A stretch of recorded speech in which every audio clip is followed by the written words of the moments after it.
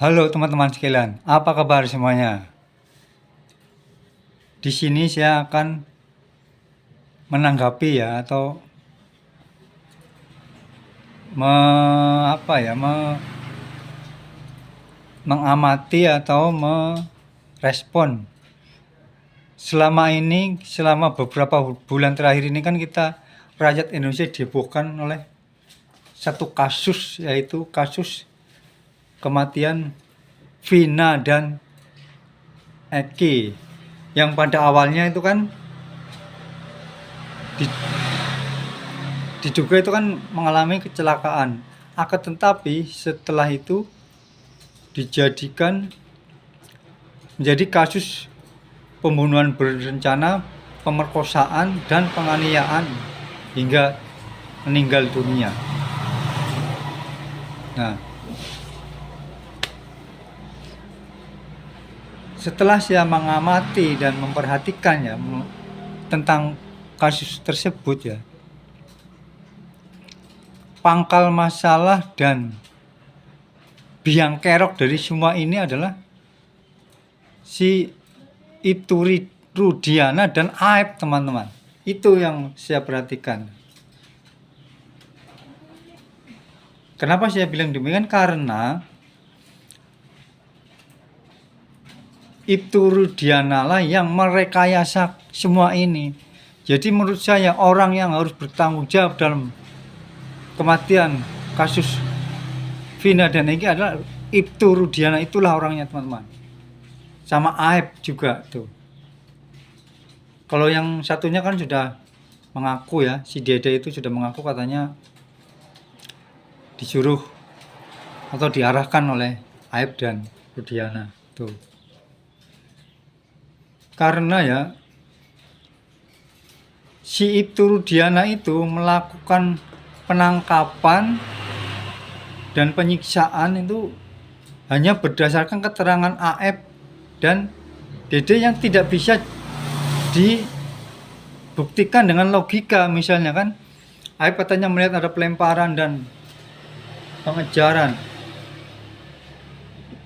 itu dari jarak sekian ratus meter, dan pada waktu itu pada malam hari dan kemudian cuaca agak gerimis, tetapi si Aib bisa dengan jelas mengatakan namanya ini. Dia tidak tahu nama tapi kenal wajah. Itu kan secara logika juga sudah tidak masuk akal ya. Coba saya meminta kepada Kang Deddy ya, kalau suatu ketika bertemu Aib, coba Aib itu dibawa ke lokasi pada malam hari jam 9 apa jam berapa, suruh melihat kondisi di situ. Bisa nggak dia melihat dengan jelas wajah-wajahnya? Kan nggak mungkin. Itu dari situlah Rudiana menangkap ke-8 terpidana yang notabene itu adalah tidak tahu menahu tentang kejadian tersebut. Tentang mana terjadinya kecelakaan juga tidak tahu. Yang dikatakan pembunuhan juga dia tahu ya. Mereka di situ habis ditangkap kan disiksa. Nah, ketika disiksa itulah mereka itu kan mungkin sudah tidak tahan, mereka juga mengatakan begitu. Akhirnya dia mengaku supaya apa? Supaya penyiksaan itu dihentikan. Itu mereka mengaku itu karena tujuannya cuma satu, supaya tidak disiksa lagi. Kalau mereka mengaku kan tidak disiksa, itulah yang mereka alami.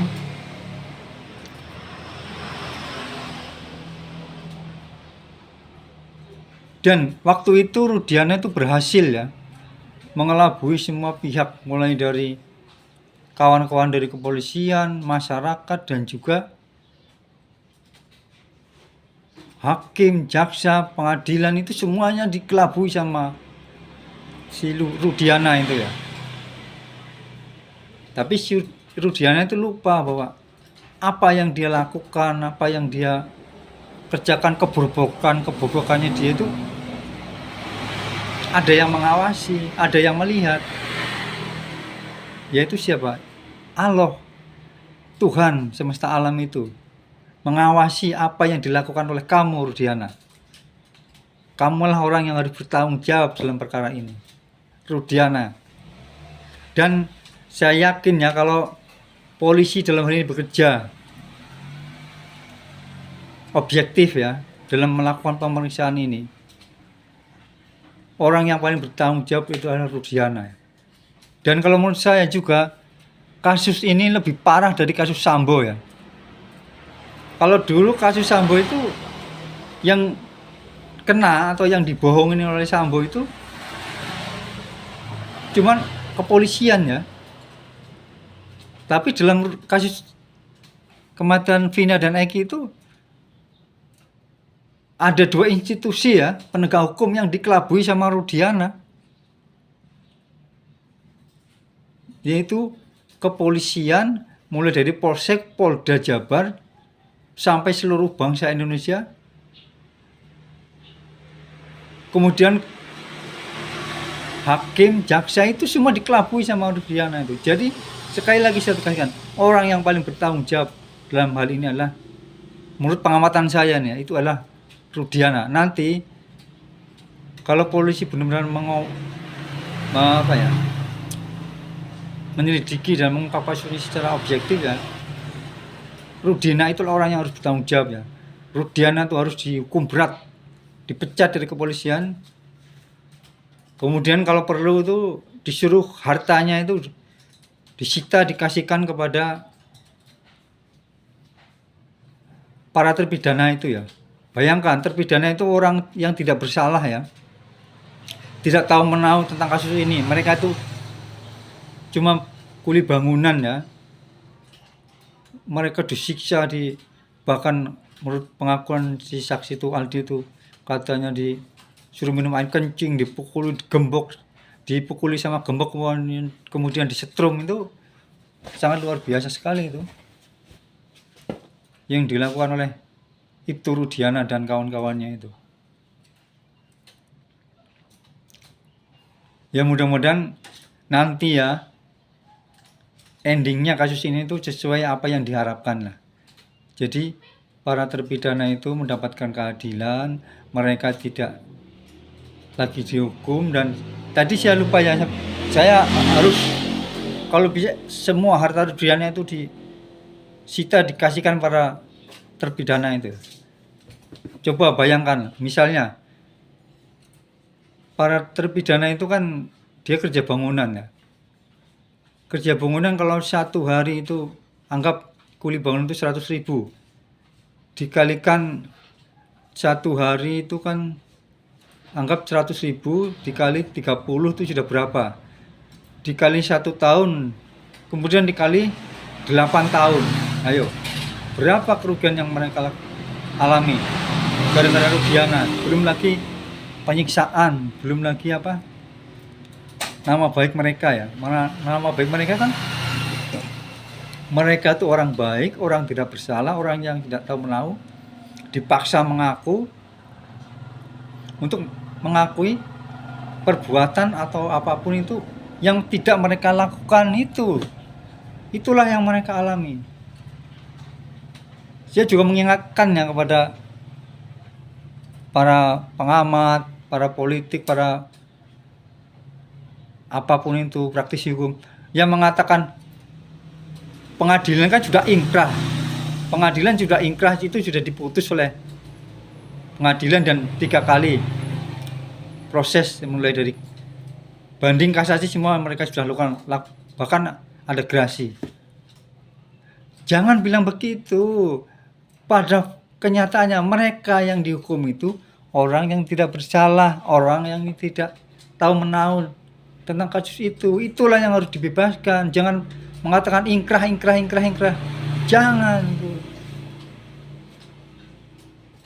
Jangan mengatakan begitu. Faktanya itu orang yang dihukum itu orang yang tidak bersalah. Itu yang harus dibebaskan.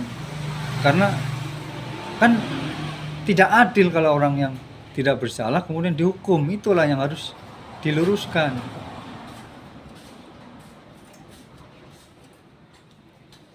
Mudah-mudahan kasus ini berakhir dengan apa yang diharapkan oleh masyarakat ya.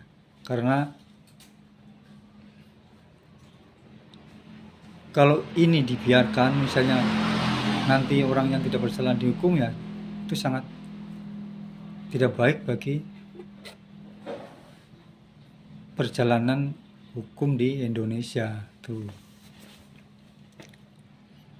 Jadi ya sekali lagi kalau memang ini pengusutan kasus ini dihukum secara jelas, itu orang yang paling bertanggung jawab ya Rudiana itu, teman-teman.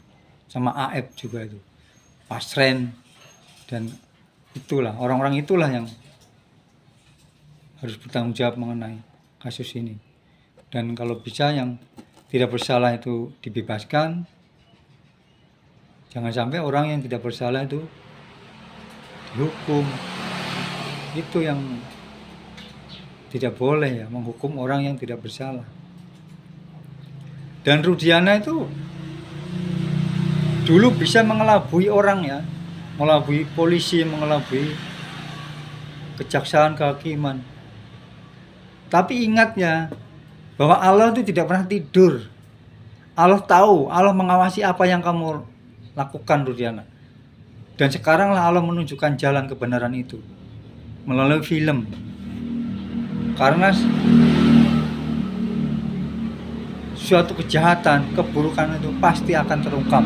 Dan inilah Allah membukakan jalan itu melalui film. Kalau mungkin tidak ada film kemarin itu, mungkin kasus ini lewat begitu aja, tidak menyedot perhatian banyak orang.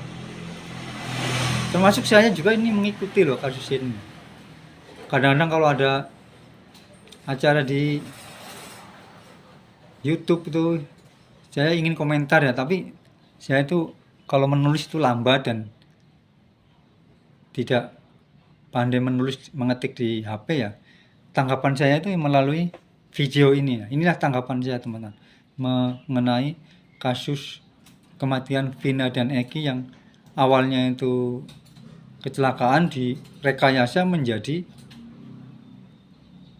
kasus pembunuhan berencana, penyiksaan dan pemerkosaan.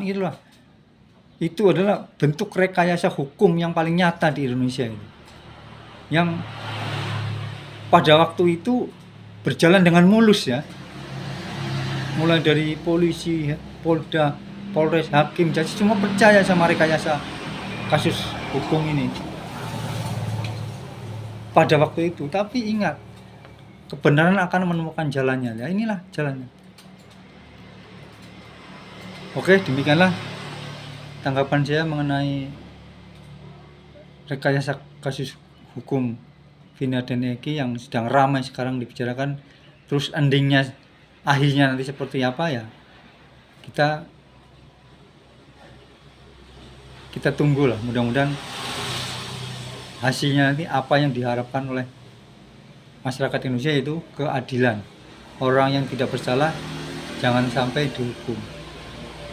Sebenarnya saya dulu ada yang menanggapi itu melalui lagu, ya, ada di TikTok itu. Judulnya itu Rekayasa Hukum Kasus Vina. Itu ada berbentuk lagu, ya. Karena saya juga bisa bikin lagu, makanya saya juga bikin lagu itu yang ada di TikTok itu. Sudah saya unggah. Oke, sekian dulu. Terima kasih.